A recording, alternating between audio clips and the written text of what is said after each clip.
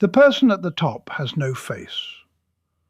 On January 31st, 2026, Nancy Guthrie disappeared in Tucson, Arizona, while another cryptocurrency-linked attack unfolded the same night in Scottsdale, Arizona. Investigators had images, tips, emails, DNA, and a doorbell camera figure, but the person who may have placed the order remained outside the frame. That is the part that changes the case. January 31st, 2026, 9:17 in the evening, Scottsdale, Arizona. Two teenagers, 17 and 16 years old, arrived in the Sweetwater Ranch neighborhood in a blue Subaru after traveling more than 600 miles from St. Louis Obispo, California. They were dressed in FedEx delivery uniforms. They had a box, a dolly, and instructions from two people they knew only through an encrypted app on a burner phone. Roughly 2 hours south, Nancy Guthrie, 84 years old, was finishing dinner at her daughter's house before returning home. These two events have not been officially linked by law enforcement. That matters. But the pattern described by named law enforcement professionals has forced one question into the center of the case. Was this random, or was it ordered? The Scottsdale attack had a clear financial target, a cryptocurrency wallet estimated at $66 million. The teenagers were allegedly recruited by handlers known only as Red and 8. They were given $1,000 to buy supplies, communicated through Signal, and were arrested after the plan failed. Their handlers were never identified. That structure is the warning. The people at the door were visible. The people above them were not. In Nancy Guthrie's case, Jennifer Coffindaffer, retired FBI supervisory special agent, and Lisa J. Miller, retired Colorado detective and law enforcement executive, both publicly identified possible wrench attack indicators. The theory remains a theory. Verification is still pending. But the phrase Lisa J. Miller used matters. Things that just did not seem to fit. Why would a local kidnapping carry signs of an organised digital extortion model? A wrench attack is built on one brutal calculation. If criminals cannot break digital security, they target the person believed to hold the key. In 2024, 41 documented wrench attacks occurred globally. In 2025, that number rose to 70. The source material states that most are never properly recorded as cryptocurrency crimes. So when Nancy Guthrie vanished, the question was not only who approached the door, it was who chose the door in the first place. The source material describes a possible mastermind profile.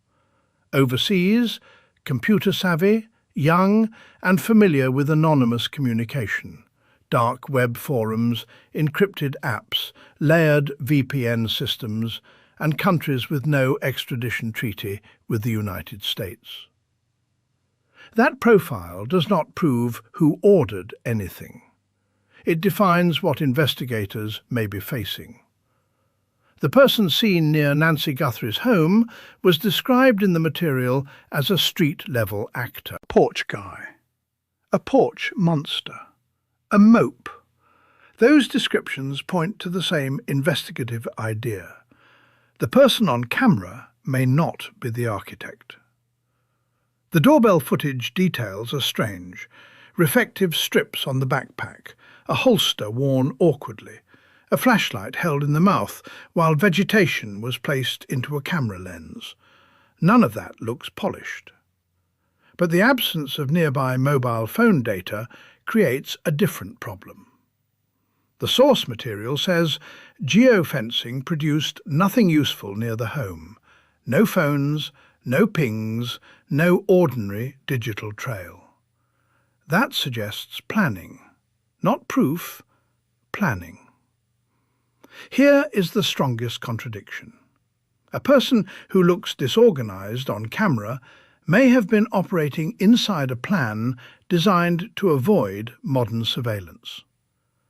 The material raises the possibility of two-way radios or walkie-talkies with an antenna-like object visible in the footage. A careless actor, a careful system. And if that is true, identifying Porch Guy may only reveal the lowest rung. The ransom communications deepen that divide. 6 emails were sent to 3 separate media servers, and the material states investigators had spent more than 112 days trying to trace them. When Derek Keller, a 42-year-old California man with no connection to the actual crime, allegedly made a fake ransom demand, he was identified and arrested within days. The contrast is sharp. One trail collapsed quickly, the other did not. The source material also states that the ransom demand specified Bitcoin. That matters because Bitcoin wallets can leave traces, transaction history, funding paths, and links that may only become visible through cryptocurrency forensics. It does not guarantee an arrest, it creates a thread. Then there is DNA at Quantico.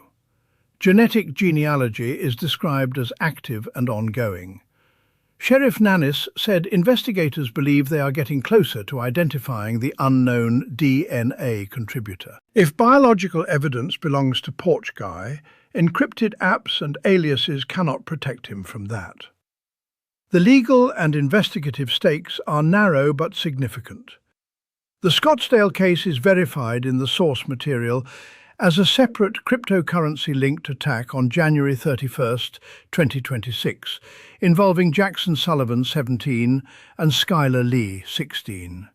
It is not officially connected to Nancy Guthrie. Treating it as a confirmed link would be wrong. But using it as a blueprint is different. It shows how handlers can recruit low-level actors, send instructions, provide seed money, and remain unseen. The source material also states that Puma County Sheriff Chris Nannis's department had not received reports referencing wrench attacks in the community before this case, and that FBI Director Kash Patel said the FBI was kept out for 4 days, a characterization Sheriff Nannis disputes. Both accounts are public in the material. The gap remains unresolved. Nancy Guthrie is still missing. The reward stands at $1.2 million. The active leads named in the material are the DNA at Quantico, the Bitcoin wallet, the 6 emails, the 50,000 tips, and the identity of Porch Guy. The unresolved question is no longer simply who appeared at the house. It is whether that person was acting alone, or whether Nancy Guthrie became the target of a wider wrench ring operation using dark web recruitment, encrypted communication, and hired physical actors. That allegation is not proven, but it is now publicly stated by Jennifer Coffindaffer and Lisa J. Miller. And if the theory is right, the mastermind's protection depends on every link staying silent. One wallet, one account, one tip, one trace of DNA. That is how invisible people become visible.